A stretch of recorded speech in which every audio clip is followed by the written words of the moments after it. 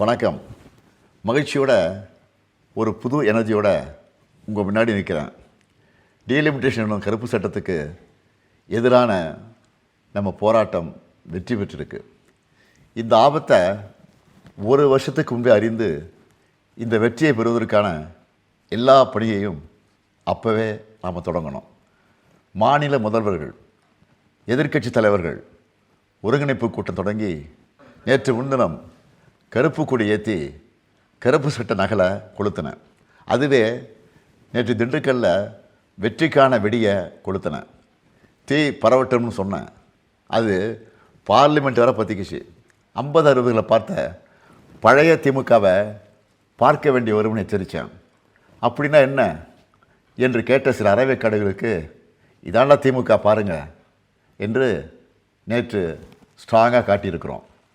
தொகுதி மறுவரையறை என்ற பேரில் முழுக்க பாஜகவுக்கு சாதகமாக கொண்டு வரப்பட்ட கருப்பு சட்டத்தை நாடாளுமன்றத்தில் தோற்கடித்த எல்லாருக்கும் தமிழ்நாட்டு முதலமைச்சராக என்னுடைய நன்றி நன்றி நன்றி. முக்கியமாக இதில் முழுக்க என் கூட நின்ன தமிழ்நாட்டு மக்களுக்கு தான் முதல்ல என்னுடைய நெஞ்சாத நன்றியை சொல்லணும். பெண்களுக்கான இடஒதுக்கீடு என்ற மாறு விஷயத்தில் இந்த சட்டத்தை பாஜக கொண்டு வர பார்த்தாங்க. ஆனால் இந்த ஏமாற்று திட்டத்தை முன்னாடி நின்று தோற்கடித்ததே பெண்கள் தான். அவங்களுக்கு என்னுடைய சல்யூட். இந்திய கூட்டணி கட்சிகள் உள்ளிட்ட அனைத்து எதிர்க்கட்சிகளின் எம்பிக்களும் ஒன்றா சேர்ந்து நின்ன காரணத்தினால இது சாத்தியமாகியிருக்கு. வடக்கு தெற்கு என நமக்குள்ள பிளவை ஏற்படுத்தி சண்டை போட்டு வைக்கலான்னு நினச்சவங்களுக்கு சரியான சம்மட்டடி கிடைச்சிருக்கு. 12 ஆண்டுகளில் முதல் முறையாக பிரதமர் மோடி அரசு கொண்டு வந்த அரசியலமைப்பு சட்டத்திருத்த மசோதா தோல்வி அடைஞ்சிருக்கு. இது தொடக்கம்தான். பாஜக இனி நாடு முழுக்க பெறப்போகிற தோல்விக்கான தொடக்கம் இது. எதிர்க்கட்சிகளின் ஒற்றுமைகளுக்கான தொடக்கம் இது. நாம் ஒன்றுபட்டால் வெற்றி உறுதி என நான் தொடர்ந்து சொல்லி வந்தேன். அது உண்மை என காட்டியிருக்கும் தொடக்கம் இது. இந்த நேரத்தில் நேற்று நாடாளுமன்றத்திலையும் மக்கள் மன்றத்திலையும் பெண்கள் இடஒதுக்கீட்டுக்கும் இந்த மசோதாவுக்கும் எந்த சம்மந்தமும் இல்லை. இது ஒரு தேசவிரோத சட்டம், இதை அனுமதிக்க மாட்டோம், இதை எல்லோரும் சேர்ந்து தோற்கடிப்போம் என தெளிவான உணர்வுகளை வெளிப்படுத்தின மக்களவை எதிர்க்கட்சி தலைவர் அன்பு சகோதரர் ராகுல் காந்தி அவர்களுக்கும், காங்கிரஸ் நாடாளுமன்ற கட்சித் தலைவர் அம்மையார் சோனியா காந்தி அவர்களுக்கும், காங்கிரஸ் பேரியக்கத்தினுடைய தலைவர் திரு மல்லிகார்ஜுன் கார்கே ஆகியோருக்கும் என்னுடைய நன்றியை தெரிவிச்சுக்கிறேன்.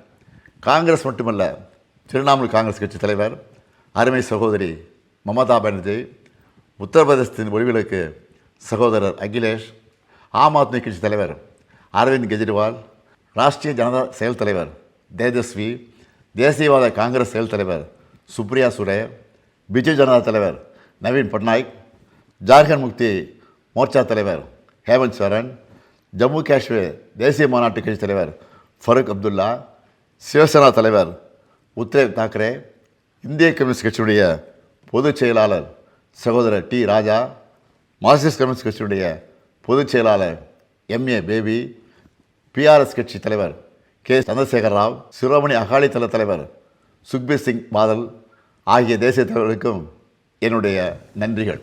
அதுவும் தொடக்கத்திலிருந்த இந்த முயற்சியில் என்னுடைய கரங்களை வலுப்படுத்தின நம்முடைய திராவிட உடன்பிறப்புகளான தோழர் பினராயி விஜயன், சகோதரர் ரேவந்த் ரெட்டி, மரியாதைக்குரிய சித்தராமையா, நண்பர் டி.கே. சிவகுமார் ஆகியோருக்கும், தமிழ்நாட்டில் இருக்க நம்முடைய கொள்கை தோழமைகளான மதச்சார்பற்ற முற்போக்கு கூட்டணி கட்சி தலைவர் அனைவருக்கும் என்னுடைய நன்றிகள்.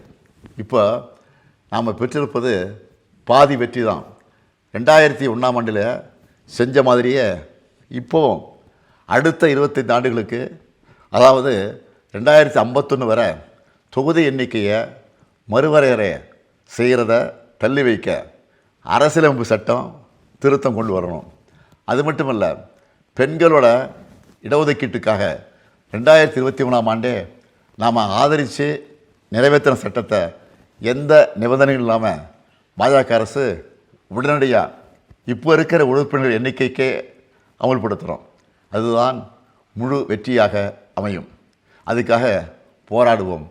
மகிழ்ச்சியான இந்த நேரத்தில் இந்த தொகுதி மறுவரையறை சட்டம் யாரெல்லாம் நம் நண்பர்கள் என மட்டும் அடையாளம் காட்டலை, தமிழ்நாட்டின் துரோகிகள் யாருன்னு அவங்க வாயாலே சொல்ல வச்சிருக்கு. அப்படி துரோகம் செஞ்ச பழனிசாமியின் அடிமை கும்பலுக்கு தேர்தலுக்கு முன்னாடியே படுதோல்வி கிடைச்சிருக்கு. பழனிசாமி டெல்லியோட ஏஜென்ட் என்பது மீண்டும் நிரூபணமாகியிருக்கு. நம்ம திராவிட இயக்க வரலாறு என்ன?